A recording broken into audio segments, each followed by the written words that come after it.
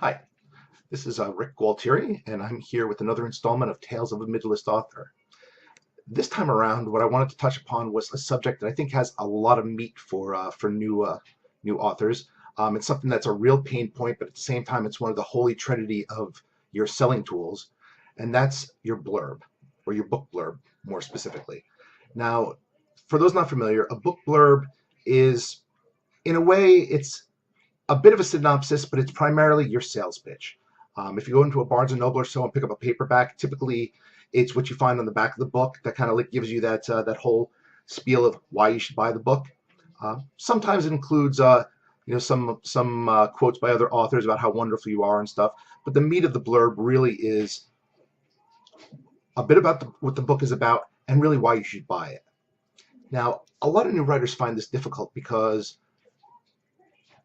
what essentially it is taking your entire novel, whether it be 5,000 words, 50,000 words, or 100,000 words, and condensing it all into a couple hundred words that don't just summarize it, because that's boring, but really, is meant to entice the user. And a lot of people really find this difficult, and I can understand that why.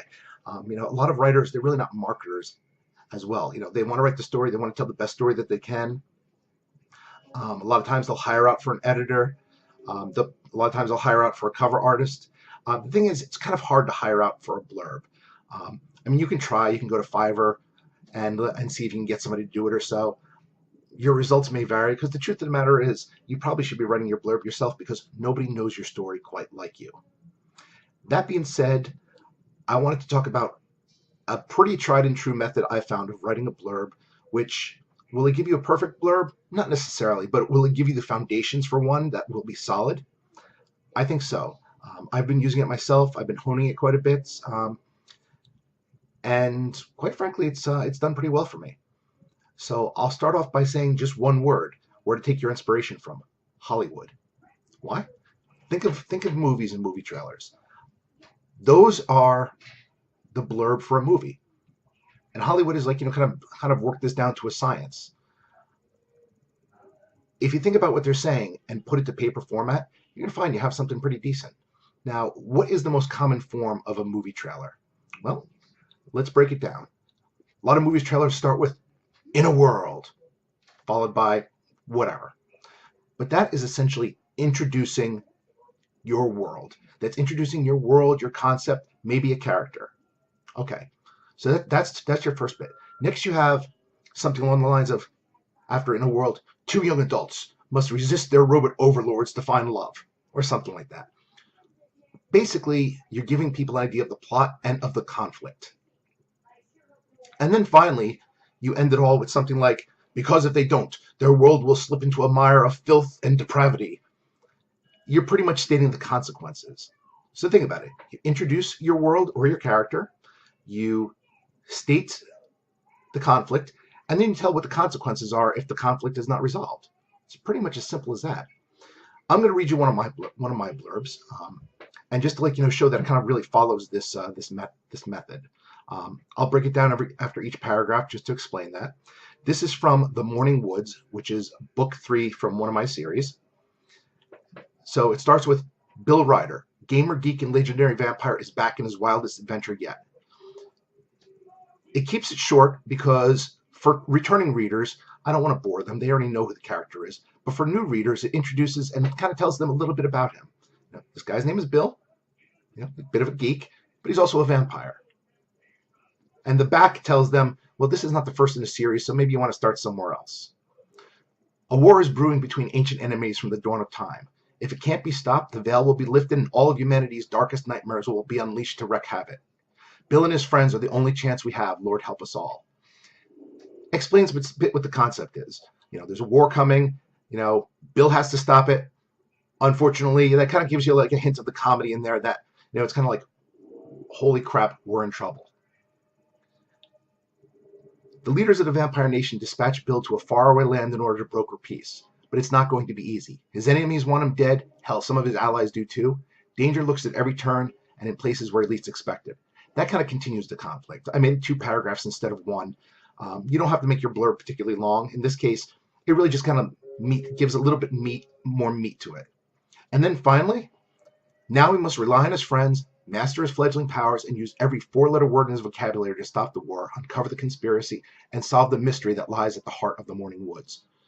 Pretty much telling you that the stakes are high, he needs to do some stuff, and if he doesn't, there's going to be some consequences. And that is pretty much it.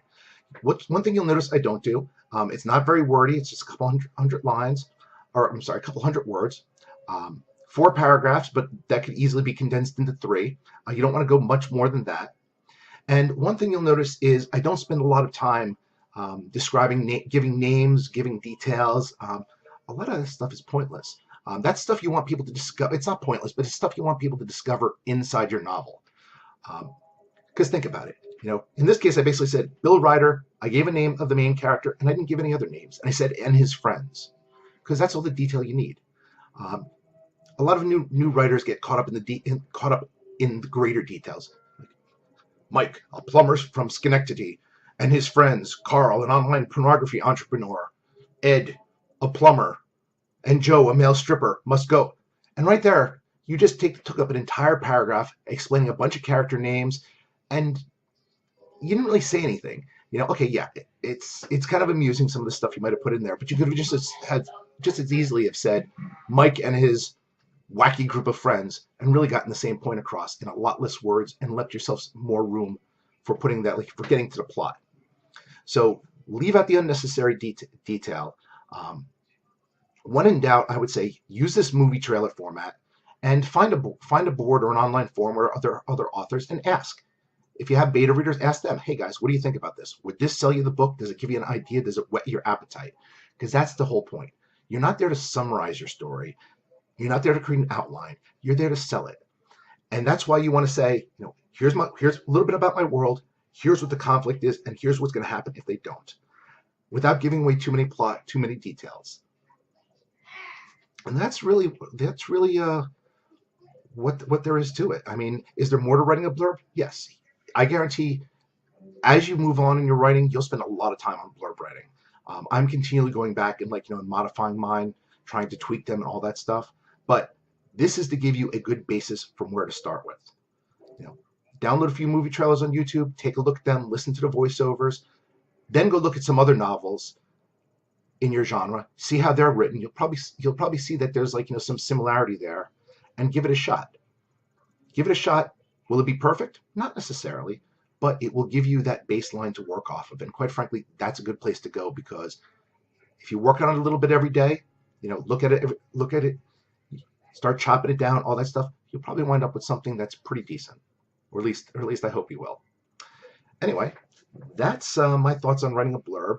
Like I said, there's a lot more to it, but for the basics, I found that to be pretty solid, at least in the urban fantasy genres that I write. But I'm pretty sure you can apply that to really any others. Anyway, this has been another Tales of a Midlist Author, and my name is Rick Gualtieri. Hope to talk to you next time. Thanks.